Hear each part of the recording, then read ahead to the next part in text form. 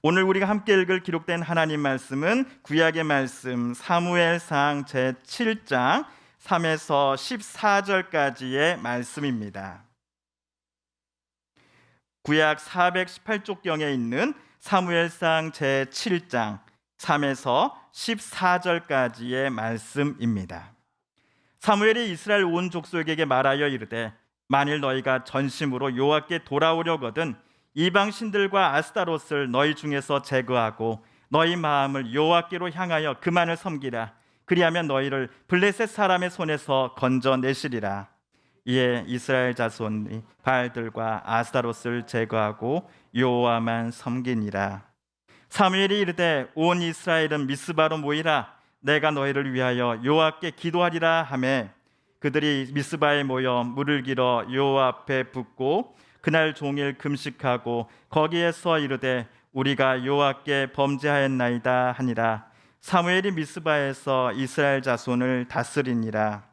이스라엘 자손이 미스바에 모였다 함을 블레셋 사람들이 듣고 그들의 방백들이 이스라엘을 치러 올라온지라. 이스라엘 자손들이 듣고 블레셋 사람들을 두려워하여 이스라엘 자손이 사무엘에게 이르되 당신은 우리를 위하여 우리 하나님 여호와께 쉬지 말고 부르짖어 우리를 블레셋 사람의 손에서 구원하시게 하소서 하니 사무엘이 젖먹는 어린 양 하나를 가져다가 온전한 번제를 여호와께 드리고 이스라엘을 위하여 여호와께 부르짖음에 여호와께서 응답하셨더라. 사무엘이 번제를 드릴 때에 블레셋 사람이 이스라엘과 싸우려고 가까이 오매 그날에 여호와께서 블레셋 사람에게 큰 은혜를 바라여 그들을 어지럽게 하시니 그들이 이스라엘 앞에 패한지라. 이스라엘 사람들이 미스바에서 나가서 블레셋 사람들을 추격하여 뱃갈 아래에 이르기까지 쳤더라.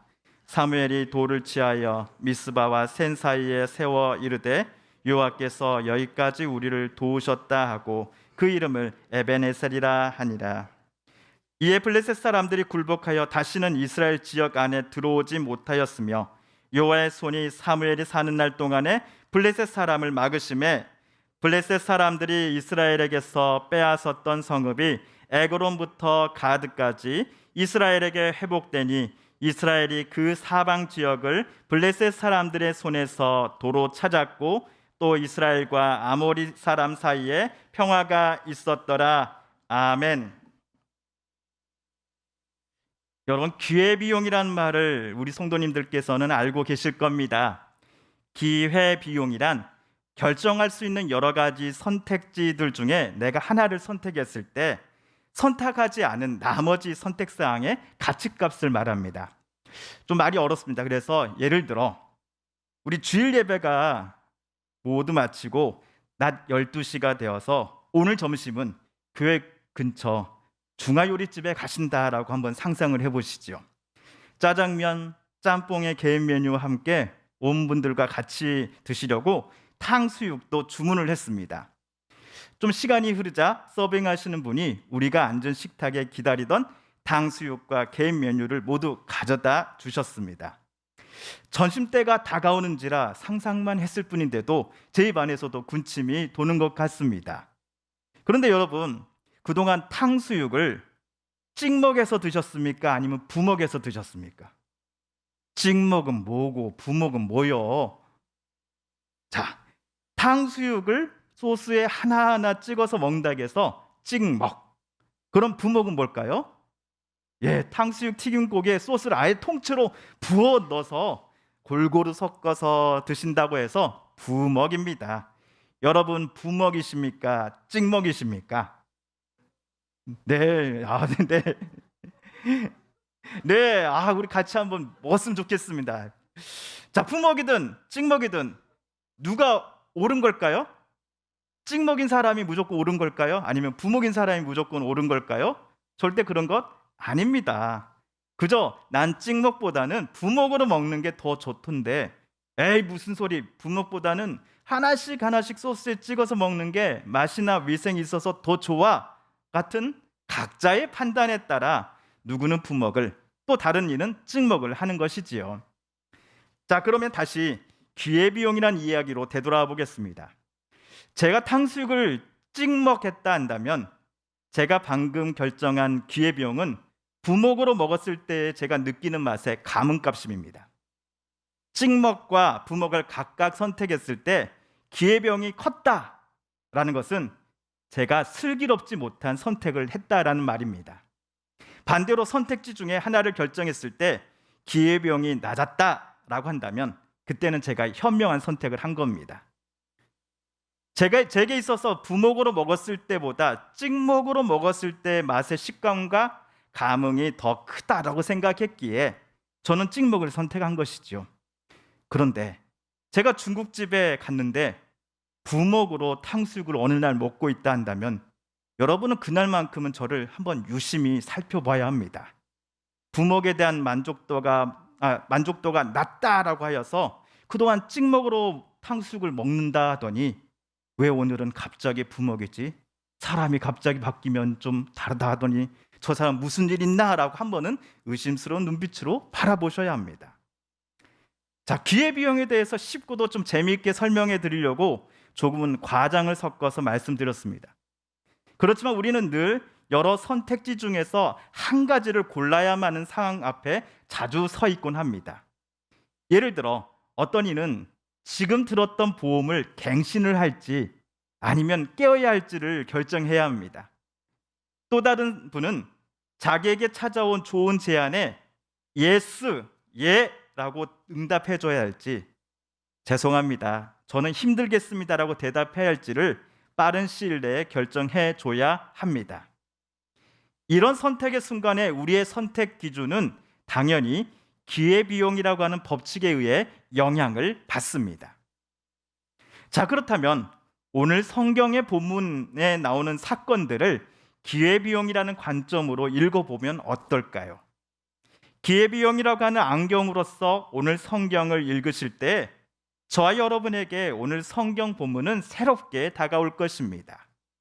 결론부터 말씀드리면 오늘 성경에 나오는 이스라엘과 사무엘은 기회비용의 법칙을 정면으로 거스르는 결정들을 내렸습니다. 자, 오늘 말씀 3절과 4절을 우리 다시 한번 읽어보겠습니다. 시작. 사무엘이 이스라엘 온 족속에게 말하여 이르되 만일 너희가 전심으로 여호와께 돌아오려거든 이방신들과 아스타롯을 너희 중에서 제거하고 너희 마음을 여호와께로 향하여 그만을 섬기라. 그리하면 너희를 블레셋 사람의 손에서 건져내시리라. 이에 이스라엘 자손이 바알들과 아스타롯을 제거하고 여호와만 섬기니라. 아멘. 이렇게 외친 사람은 여러분 사무엘입니다. 그는 이스라엘의 마지막 사사입니다. 또한 제사장이며 선지자였습니다. 지금 사무엘이 외쳤을 때에는 이스라엘이 요단강을 건너 가나안 땅에 정착했을 때이지요. 블레셋이 자주 이스라엘 영토로 넘어와 약탈을 하고 노략질을 하던 때였습니다. 그야말로 이스라엘은 블레셋의 장난감이 되어 있었을 때입니다. 이스라엘의 각 지파 수장들이 모여서 어떻게 하면은 우리가 블레셋의 소나기에서 벗어날 수 있을런지를 자주 그들은 논의했을 겁니다. 머리를 맞대고 논의했을 때마다 제일 많이 나온 의견 중에 하나는 군사력을 키우자였겠지요. 하지만 오늘 사무엘은 족장 대표들과는 전혀 다른 해결책을 제시했습니다. 이스라엘이 여호와께로 전심으로 돌아올 때에 여호와는 이스라엘을 블레셋 사람의 손에서 건져내 주실 것이다 라고 말하였습니다. 이방신들과 아스타롯을 이스라엘이 그들의 생활 속에서 완전히 제거하고 이스라엘 사람들의 마음이 여호와께로만 향하여 여호와 하나님만을 섬기는 것을 가리켜 이스라엘이 여호와께로 전심으로 되돌아오는 것이다 라고 사무엘은 설명하였지요. 가나안 땅 원주민들이 그동안 섬겨왔던 바알과 아스타롯을 섬길 것인가, 아니면 너희 조상들을 400년 이집트 종살이에서 구원해 주시고 홍해바다 건너게 하시며 이곳 가나안 땅까지 데려와 주신 여호와 하나님만을 섬길 것인가를 여러분은 이제 확실히 결정하십시오라고 사무엘은 매우 심각하게 제안합니다. 화면에 보시다시피 바알과 아스타롯은 풍요와 다산을 약속해 주는 가나안 신이었습니다. 밀과 보리, 과일과 채소를 심고 경작하기 위해서는 제일 중요한 것이 바로 풍부한 물일 것입니다. 오늘날처럼 물을 잘 보관해 두는 저수지나 관계시설이 있지 않았기에 주전 천년경의 가나안 땅 사람들에게는 하늘에서 내리는 비야말로 신이 사람들에게 내려다 주는 가장 큰 선물이었을 것입니다. 바알이라고 하는 남신, 그리고 그 옆에 있는 아스타롯이라고 하는 여신이 사람과 가축에게 마실 물을 줄 뿐만 아니라 한 해 동안 씨앗을 심고 가꾸었던 농작물을 최고의 가치와 양으로 추수하기 위해 꼭 필요했던 비를 또한 내려주는 존재다라고 그 당시 사람들은 믿어왔습니다. 그래서 작년보다 더 큰 수확을 얻고자 가나안 사람들은 이 바알과 아스타롯을 섬기고 제사 드리는 곳을 찾아가 절하며 제물을 바쳤습니다. 바알과 아스타롯이 부부 관계를 맺고 난 뒤 나오는 정액이 땅에 떨어지면 땅에서는 풍년이 든다라고 믿었습니다. 이 때문에 제사 예식 중에는 이들 제사장과 봉헌자들 사이에 문란한 성행위도 포함되어 있었습니다. 그런데 이러한 가나안 원주민들의 믿음을 가나안 땅의 새로운 이주자들인 이스라엘마저도 거부감 없이 받아들였습니다. 이러한 현상은 가나안 정착 때부터 사무엘 때까지 계속되었으니 약 200년이 넘는 기간 동안 이스라엘 공동체 안에 바알과 아스타롯을 섬기는 문화가 쌓여져 왔던 것입니다. 우리가 일제로부터 35년간 강제로 지배를 당했습니다. 해방이 된 지 87년이 흘렀습니다만 우리 사회 곳곳에는 여전히 일제강점기의 잔재들이 남아있다라고 하는 뉴스를 봅니다. 우리도 이러한데 바알과 아스타롯을 오랫동안 섬겨왔던 곳에 이주하여 200년 이상을 살아왔던 이스라엘에게 이들 이방신들의 영향력이 얼마나 컸을지 우리는 어렵지 않게 상상할 수 있습니다. 가정과 사회, 문화와 종교, 경제와 외교에 이르기까지 저들의 손이 안 닿아 있는 것이 없었을 것입니다. 게다가 가나안 땅에서 여호와라는 신을 하나님으로 고백하며 살아가는 것은 소수요, 바알과 아스타롯을 섬기는 사람들이 대다수였지 않았겠습니까? 이런 기울어진 운동장 구조를 가진 가나안 땅에서 누군가가 바알과 아스타롯을 거부한다라는 것은 결코 쉽지 않은 결정이었을 것입니다. 제가 앞에서 농담 반 진담 반으로 말씀드렸던 탕수육을 찍먹할 것인가 부먹할 것인가를 놓고 고민하는 것에 수만 배의 고심을 사무엘 당시 이스라엘 사람들은 하였을 겁니다. 풍요와 다사는 농사를 지었던 가나안 사람들을 부유하게 만들어주는 것입니다. 돈과 명예를 약속해 주는 것입니다. 남들이 못 가진 화려한 사치품과 귀중품들을 구입할 여력을 가져다 주는 것입니다. 남들 앞에 떵떵거릴 수 있는 그 자존감을 갖는데 많은 사람들이 돈과 명예를 사용합니다. 이러한 풍요와 다산을 보장해 주는 바알과 아스타롯을 섬긴다라고 할 때 기회비용이, 즉 여호와를 하나님만으로 섬기겠습니다라고 고백하며 살아갈 때의 비용보다 더 낫다라고 여겨졌기에 대다수의 사람들은 바알과 아스타롯 쪽을 향해서 절을 했을 것입니다. 하지만 오늘 사무엘은 그것들을 모두 버리고 여호와 하나님께로만 향하여 그분만을 섬기라라고 외쳤습니다. 그리하면 너희를 블레셋 사람의 손에서 하나님께서 반드시 건져주시리라. 당시의 사람들의 사고관, 가치관의 정면으로 대조되는 말이지요.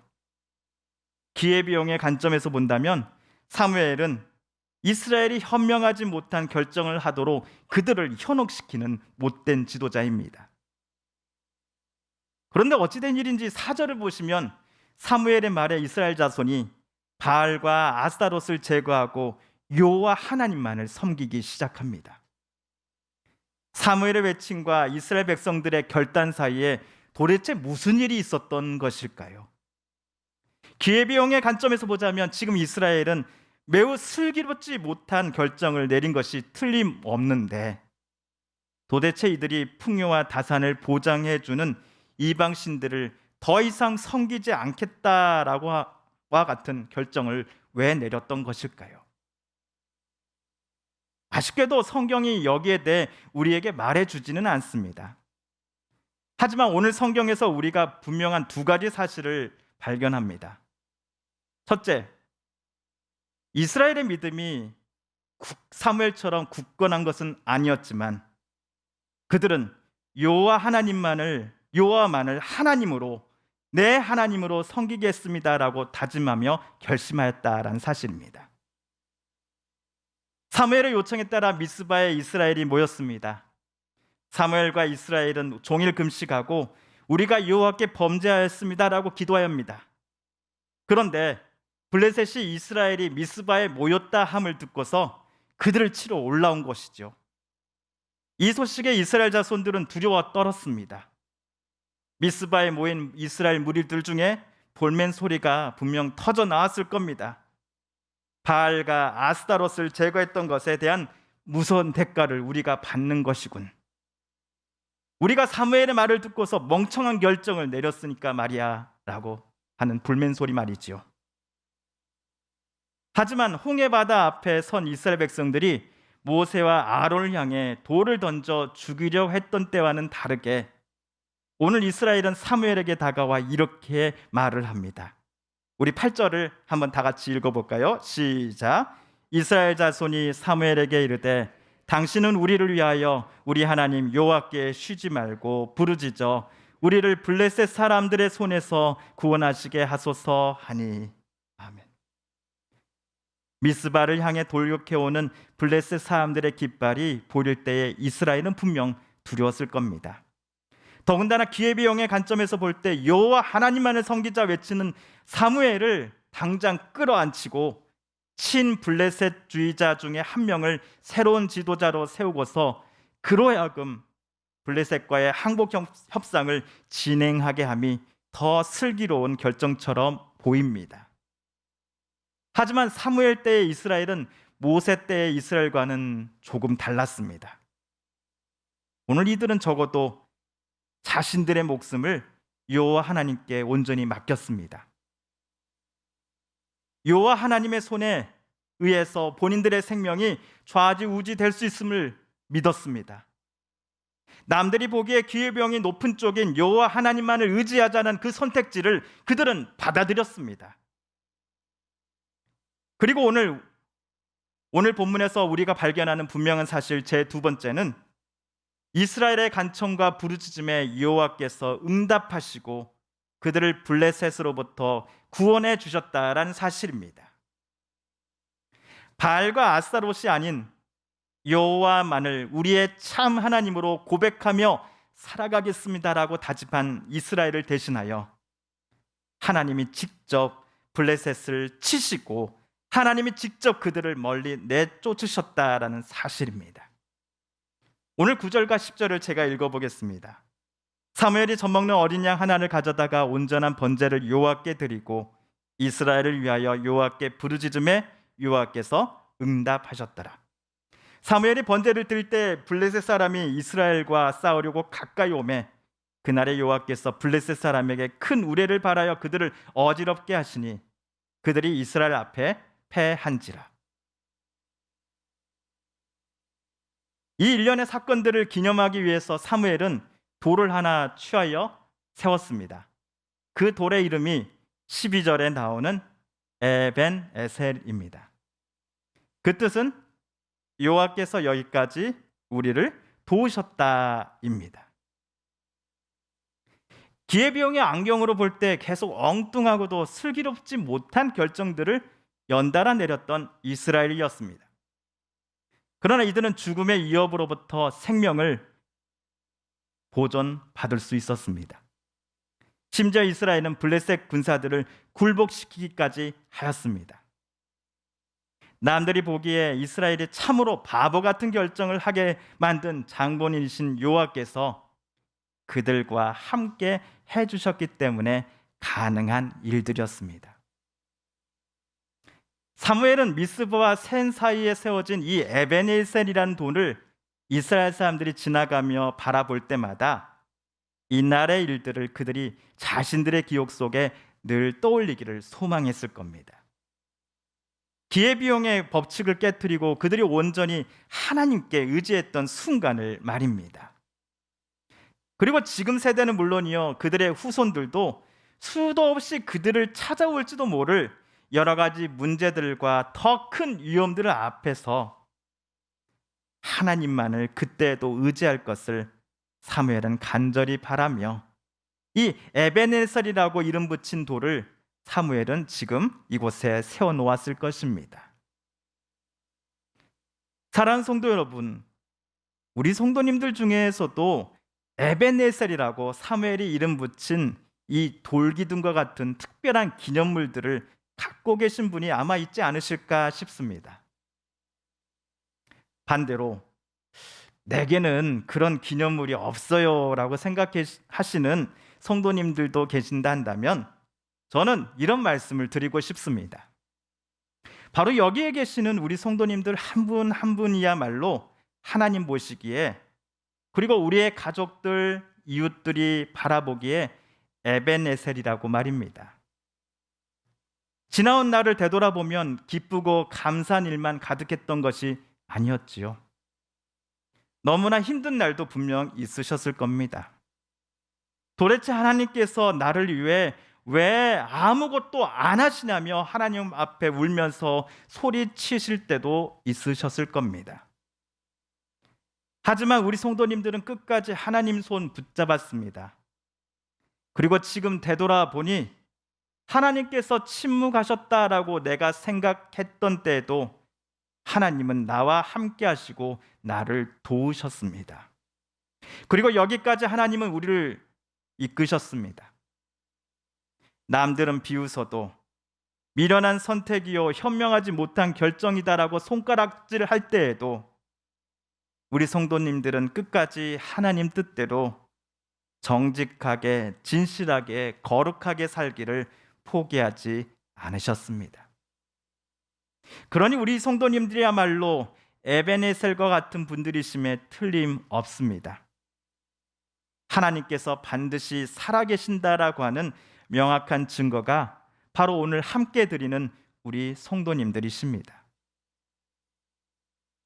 오늘 우리 서북교회는 우리 한국교회 전통에 따라 맥주 감사 주일로 지키고 있습니다. 2022년도 6개월이 흘렀습니다. 지난 반년 동안 하나님께서 우리를 지켜주셨음에 감사드리는 오늘 맥주 감사절이 되었으면 좋겠습니다. 또한 앞으로의 2022년도 하반기도 기쁠 때나 슬플 때나 어느 때든지 하나님만을 사랑하고 하나님만을 의지하며 살겠노라고 다짐하시는 에베네셀의 증거인 우리 성도님들 되시기를 하나님은 우리에게 원하고 계십니다. 우리 함께 기도하겠습니다. TV CM, 라디오 CM, 선거 홍보 영상, 기업 홍보 및 기록 영화를 전문으로 기획, 촬영하여 제작하는 산여울 기획은 1등 제품을 2등 가격으로 공급합니다. 산여울 기획.